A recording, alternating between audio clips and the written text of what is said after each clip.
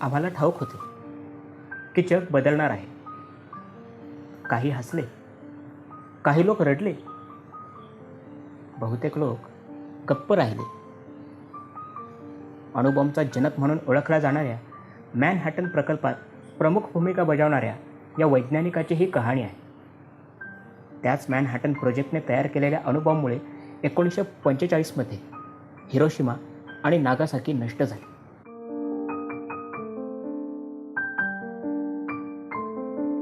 विज्ञान शनिवार एक पूर्णतः नवीन पॉडकास्ट शृंखला आहे, जी अशा संशोधकांच्या विस्मयकारक जीवनामध्ये प्रवेश करते ज्यांच्या वैज्ञानिक योगदानाने सर्व अडथळे दूर झाले आणि ज्यांनी विश्वाकडे पाहण्याच्या आपल्या दृष्टिकोनात कायापालट केला.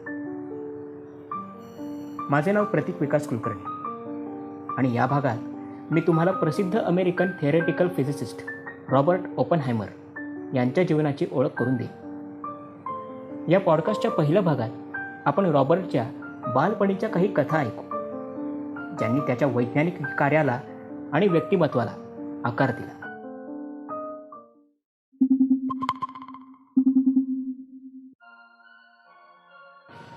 रॉबर्टचा जन्म 22 एप्रिल 1904 रोजी न्यूयॉर्क शहरात जर्मन प्रवासी आणि कपड्यांच्या व्यवसायातील सर्वात श्रीमंत व्यक्ती ज्युलियस ओपेनहायमर यांच्या घरी झाला.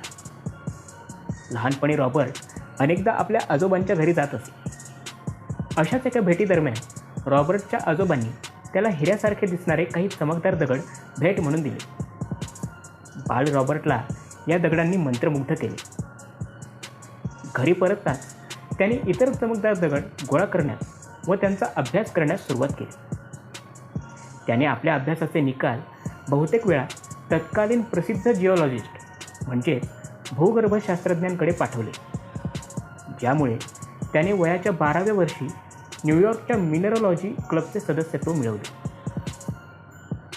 रॉबर्टच्या आयुष्यात हा आनंद फार काळ टिकू शकला नाही आणि त्याला अगदी लहान वयात दुर्दैवी प्रसंगास सामोरे जावे लागले, ज्याचा परिणाम त्याच्या व्यक्तिमत्वावर झाला. रॉबर्ट एक इंट्रोवर्ट मुलगा होता आणि त्याच्या वडिलांनी त्याला अधिक बोलके आणि एक्स्ट्रोवर्ट बनवण्यासाठी उन्हाळी शिबिर म्हणजेच समर कॅम्पसाठी पाठवले. समर कॅम्पला जाऊन तो आपल्या आवडत्या लेखकांच्या पुस्तकांमध्येही मग्न झाला. तथापि जसे जसे शिबिर सरत गेले तसे तसे दिवस त्याच्यासाठी आणखी वाईट होत गेले. रॉबर्टला सतत इतर मुले त्रास देत असत, ज्याचा शेवट इतर मुलांनी रॉबर्टला छेडछाड करून आणि धमकी देऊन केला. मुलांच्या या वाईट गोष्टींमुळे त्रस्त रॉबर्टने आपल्या वडिलांना पत्र लिहून इतर मुलांच्या वागण्याविषयी तक्रार केली. त्याच्या वडिलांनी ताबडतोब समर कॅम्पच्या संचालकांना भेट दिली. रॉबर्टने त्यांच्याबद्दल तक्रार केल्याचे समजल्यावर मुलांनी त्याच्यावर शारीरिक अत्याचार केले. रॉबर्टने त्याला या उन्हाळ्याच्या शिबिरात पाठविल्याबद्दल आपल्या वडिलांनाच दोष दिला आणि त्या घटनेबद्दल तोंड बंद ठेवले. असे मानले जाते की या घटनेनंतर त्याच्यात ओडिपल कॉम्प्लेक्स विकसित झाला. इतक्या लहान वयात अशा प्रकारच्या घटनांना कोणालाही तोंड देणे कठीण झाले असते. पुढील भागात न्यूयॉर्कमधील हे लहान मूल जगातील सर्वोत्कृष्ट थिअरेटिकल फिजिसिस्टपैकी एक कसे बनले हे जाणून घेण्याचा आपण प्रयत्न करू.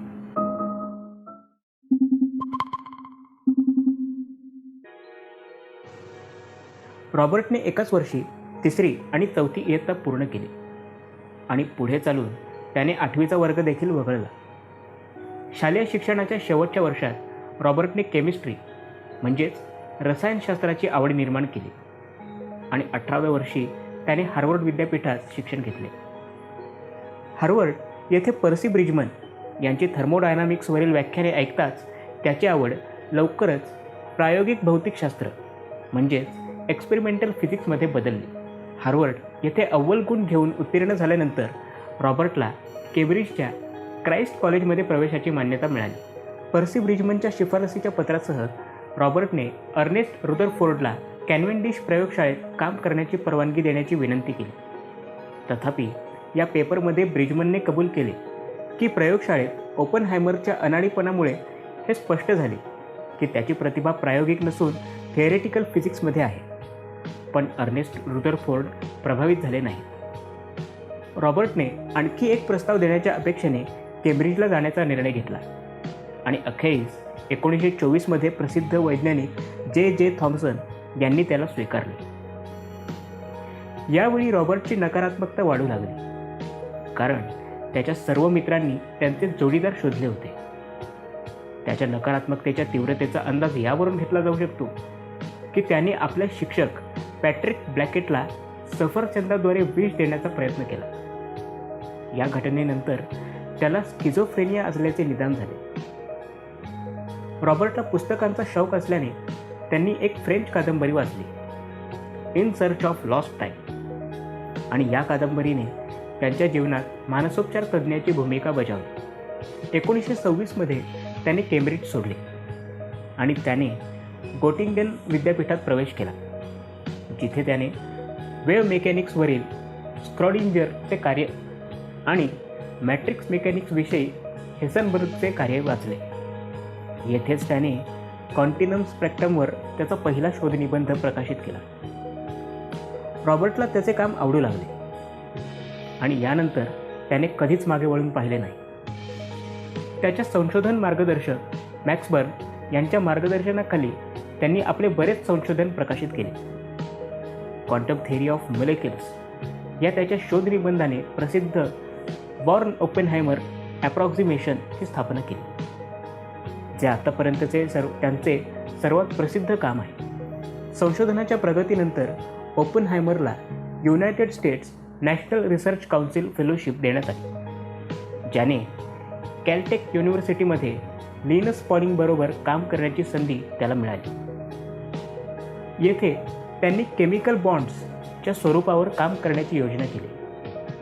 ओपनहायमरने गणिताचा पुरवठा केला आणि लिनस पॉलिंग यांनी त्यांचे निकाल स्पष्ट केले. तथापि पॉलिंगला जेव्हा ओपनहायमरने आपली पत्नी एवा हेलन पॉलिंगशी जवळीक साधल्याचा संशय आला, तेव्हा त्यांचे सहकार्य संपुष्टात आले. 1928 ओपनहायमर यांनी लेडन विद्यापीठातील पॉल एरेनफेस्टच्या संस्थेला भेट दिली आणि नंतर स्वित्झर्लंडमधील ETH झुरिचमध्ये क्वांटम मेकॅनिक्स आणि कंटिन्युअस स्पेक्ट्रावर वुल्फगँग पॉलिंग यांच्याबरोबर काम केले. अमेरिकेत परत आल्यावर ओपनहायमरने कॅलिफोर्निया बर्कले विद्यापीठातून असोसिएट प्रोफेसरशिप स्वीकारली. मी हे सांगून ह्या विभागाचा अंत करतो की त्यांनी नोबेल पारितोषिक विजेते भौतिकशास्त्रज्ञ अर्नेस्ट ओ लॉरेन्स यांच्याबरोबर त्यांच्या सायक्लोट्रॉनवरील कामात महत्त्वपूर्ण भूमिका बजावून लॉरेन्स बर्कले नॅशनल लॅबोरेटरीमधून त्यावरील मिळालेला डेटा समजण्यास त्यांची मदत केली.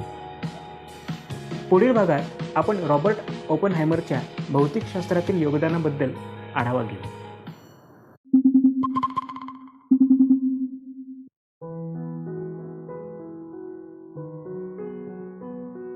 रॉबर्ट ओपनहायमरच्या प्रसिद्ध संशोधन कार्यात theoretical astronomy, atomic and molecular physics, spectroscopy आणि क्वांटम फील्ड थिअरी होते. रिलेटिव्हिस्टिक क्वांटम मेकॅनिक्सला हवे असलेले फॉर्मल मॅथेमॅटिक्स पण त्यांच्या आकर्षणाचा विषय ठरले. त्यांच्या कार्याने न्यूट्रॉन, मेसन आणि न्यूट्रॉन स्टार्स अशा अनेक शोधांची भविष्यवाणी केली होती. 1930च्या सुरुवातीच्या काळात ओपनहायमर यांनी एक पेपर लिहिला, ज्याने पॉझिट्रॉनच्या अस्तित्वाचा अंदाज लावला. कॉस्मिक रे शॉवर्सच्या सिद्धांतामध्येही त्यांनी महत्त्वपूर्ण योगदान दिले, ज्यामुळे शेवटी क्वांटम टनेलिंगचे डिस्क्रिप्शन करता आले. 1931 त्यांनी relativistic theory of the photo electric effect ह्या शोधनिबंधाचे त्यांचा विद्यार्थी हार्वे हॉल बरोबर सहलेखन केले. त्यानंतर त्यांच्या PhDच्या विद्यार्थ्यांपैकी एक विलिस लॅम्ब या विद्यार्थ्याने लॅम्ब शिफ्टचा शोध लावला. यासाठी लॅम्ब यांना 1955 भौतिकशास्त्रातील नोबेल पुरस्कार मिळाला. बर्न ओपनहायमर ॲप्रॉक्सिमेशननंतर जर त्याचे कोणते काम सुप्रसिद्ध असेल तर ते हे आहे.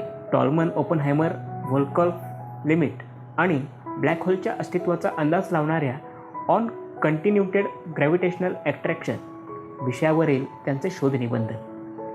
ओपनहायमरच्या शोधनिबंधांना अगदी तज्ज्ञ असलेल्या ॲब्स्ट्रॅक्ट विषयाच्या स्टँडर्डनुसार देखील समजणे कठीण मानले जाते. भौतिक तत्त्वे दर्शविण्यासाठी मोहक आणि अत्यंत जटिल गणिताच्या तंत्राचा वापर करण्याची त्यांना आवड होती.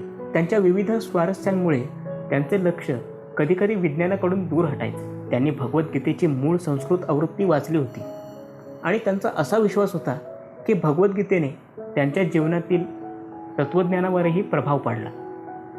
आपल्याला हे जाणून आश्चर्य वाटेल की त्यांना भौतिकशास्त्रातील नोबेल पुरस्कारासाठी 3 वेळा नामांकित केले गेले, परंतु ते कधीच जिंकले नाहीत. यानंतर आपण मॅनहॅटन प्रकल्पातील त्यांच्या भूमिकेबद्दल चर्चा करू आणि अणुबॉम्बचा जनक म्हणून ते का ओळखले जातात हे जाणून घेण्याचा प्रयत्न करू.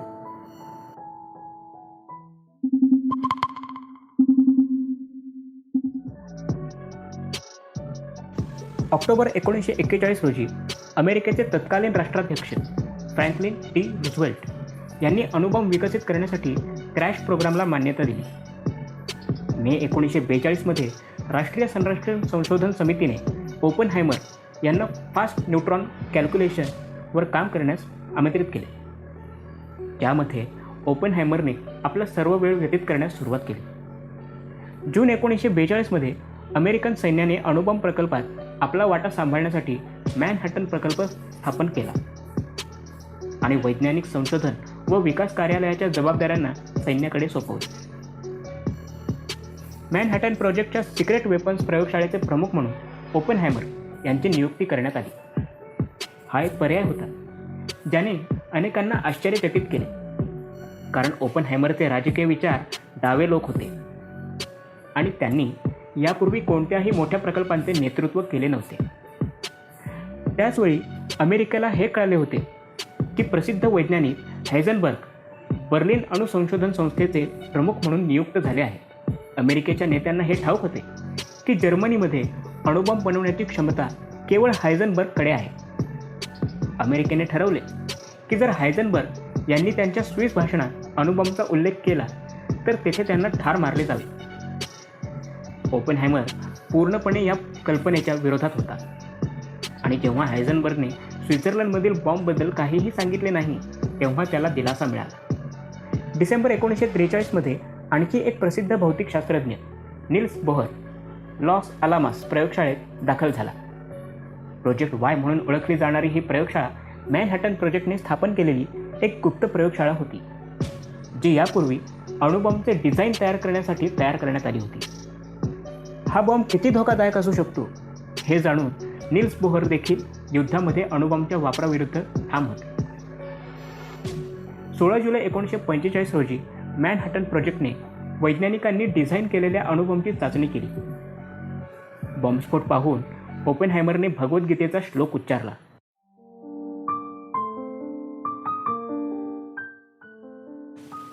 आता मी मृत्यू जगाचा नाश करणारा झालो आहे. नंतर हिरोशिमा आणि नागासाकी येथे बॉम्बचा वापर करण्यात आला, ज्यामुळे अंदाजे 3 दशलक्ष लोक ठार झाले आणि बरेच लोक अपंग झाले. या घटनेनंतर ओपनहायमरने दुःख व्यक्त केले, कारण अमेरिकेने मॅनहॅटन प्रकल्पातील मुख्य वैज्ञानिक रॉबर्ट विल्सन यांना वचन दिले होते की ते युद्ध जिंकण्यासाठी बॉम्बचा वापर करणार नाहीत. जेव्हा अणुबॉम्ब बनवण्याच्या कठोर परिश्रमांबद्दल लोकांनी त्याचे अभिनंदन केले, तेव्हा ओपनहायमर यांना हसावे की रडावे ह्याच दुविधेत टाकले. मी हा विभाग त्यांचे वाक्य पुन्हा उच्चारून संपवतो. आम्हाला ठाऊक होते की जग बदलणार आहे. काही लोक हसले, काही लोक रडले, बहुतेक लोक मौन राहिले.